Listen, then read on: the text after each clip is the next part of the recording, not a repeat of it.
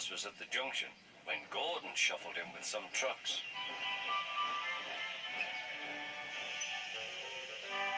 "Phew," remarked Thomas. "What a funny smell." "Can you smell a smell?" "I can't smell a smell," said Annie. "A funny, musty sort of smell," said Thomas. "No one noticed it till you did," grunted Gordon. "It must be yours. Annie, Clarabelle, do you know what I think it is? It's ditch water." Before Gordon could answer, Thomas puffed away. Annie and Clarabelle could hardly believe their ears. "That was funny, that was funny," he chuckled. He felt very pleased with himself. Annie and Clarabelle were deeply shocked. They had great respect for Gordon, the big engine.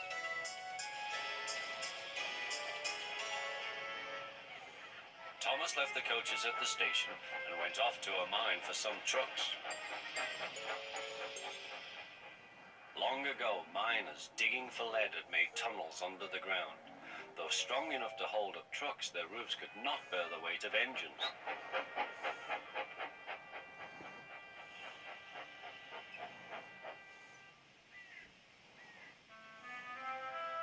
Silly old board, he thought. He had often tried to pass it and he had never succeeded. But this morning he had made a plan. He had to push the empty trucks into one siding and pull out full ones from another. "Come on," waved the fireman. The driver leaned out of the cab to see where they were going. "Now," said Thomas to himself. "Hurrah," laughed Thomas, and he followed the trucks into the siding.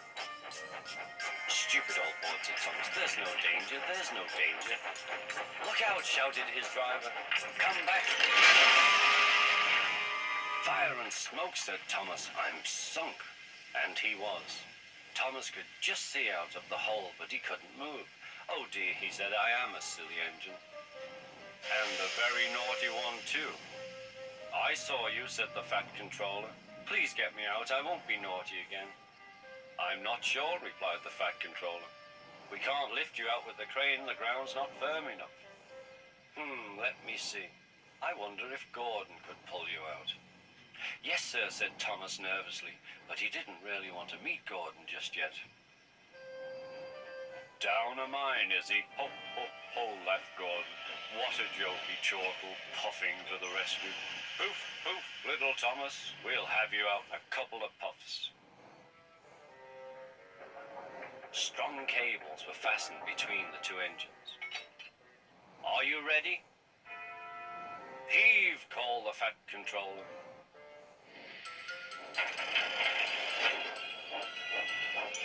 It was a lot harder than they all thought.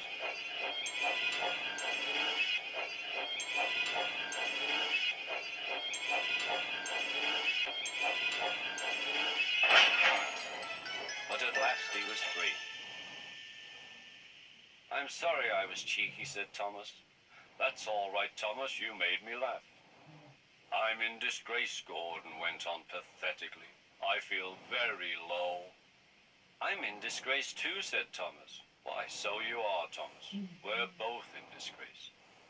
Shall we form an alliance? An ally? What was it?" asked Thomas. "An alliance, Thomas. United we stand, together we fall," said Gordon grandly. "Right you are," said Thomas. "Good, that's settled," mumbled Gordon. And buffer to buffer, the allies puffed home.